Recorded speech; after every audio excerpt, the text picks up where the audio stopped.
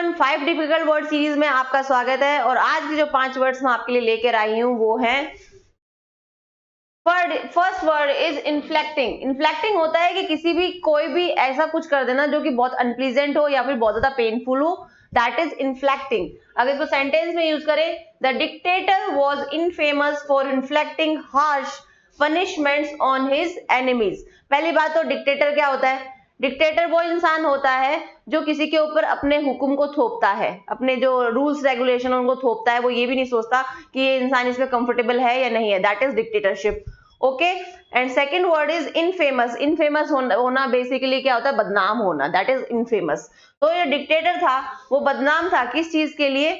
कि वो अपने जो एनिमीज थे ना, उनको बहुत ही ज्यादा अनप्लीजेंट एंड पेनफुल पनिशमेंट देता था। ठीक है, next word is chauvinism. Chauvinism क्या होता है? बेसिकली किसी भी चीज का अग्रेसिव या फिर एग्जैगरेटेड वर्जन। ठीक है, जैसे पेट्रोटिज्म है, अगर हम भक्त हैं तो दैट इज पेट्रोटिज्म, लेकिन अगर हम अंध भक्त हैं, अंध राष्ट्र भक्त हैं, तो हम होंगे शोविनिज्म। किसी भी चीज का एक्सैगरेटेड वर्जन, मतलब बहुत भी ज्यादा एग्रेसिव वर्जन जो होता है, that is chauvinism. Okay, his chauvinism was evident in the way he dismissed women's opinion। मतलब कोई इंसान है, उसके लिए women's का जो ओपिनियन है वो तो मैटर नहीं करता है, वो इसकी बातों में हमें दिख जाता है कि कोई भी वुमेन अपना ओपिनियन दे रही है तो उसको एकदम से रिजेक्ट कर देता है कि नहीं, तुम तो सही हो ही नहीं सकती। तो ये बहुत एग्रेसिव वर्जन है कि कोई चीज को कोई औरत बोल रही है तो वो सही भी हो सकता है, ये सुनने की ताकत किस जिसमें नहीं होती है, that is chauvinism. Okay, next is appended. देखिए, अपेंडेड होता है बेसिकली किसी चीज को अपलिफ्ट करना, ऊपर उठाना, दैट इज अपेंडेड।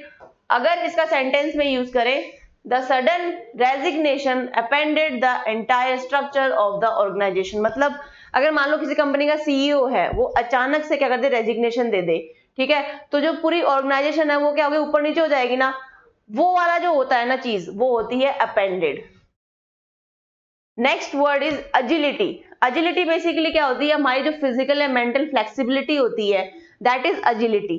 ठीक है, अगर इसको सेंटेंस में यूज करें तो gymnast agility amaze the audience during her flow routine. इसका मतलब क्या हुआ कि मतलब जो जिम्नास्ट था, जब वो अपना फ्लो रूटीन कर रहा था, अपने मतलब जो भी उसका रूटीन था उसको परफॉर्म कर रहा था, तो जब उसको ऑडियंस ने देखा तो बहुत ज्यादा अमेज रह गए उसकी फ्लेक्सिबिलिटी को देख के। ठीक है, फ्लेक्सिबिलिटी क्या होती है? अमेज का मतलब क्या होता है? बेसिकली अचंभित रह जाना। ठीक है, हमें भरोसा ही नहीं होता कि वाह यार, ये इतना फ्लेक्सिबल कैसे हो सकता है। ठीक है, नेक्स्ट वर्ड इज बलीगर्ड।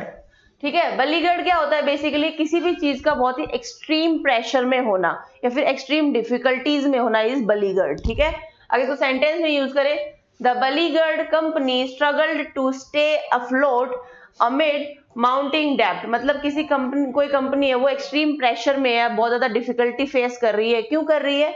क्योंकि उसके ऊपर जो डेप्ट है वो टाइम टू टाइम बढ़ता जा रहा है और वो जो डेप्ट है उसको चुका नहीं पा रही है, तो ये बहुत ज्यादा डिफिकल्टी उसमें वो फील कर रही है।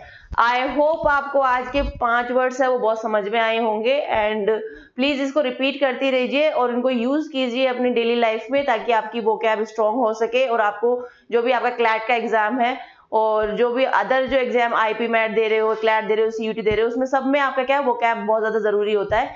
तो आप इसे पढ़ते रहिए और थैंक यू सो मच। मिलते हैं नेक्स्ट सेशन में। Bye bye.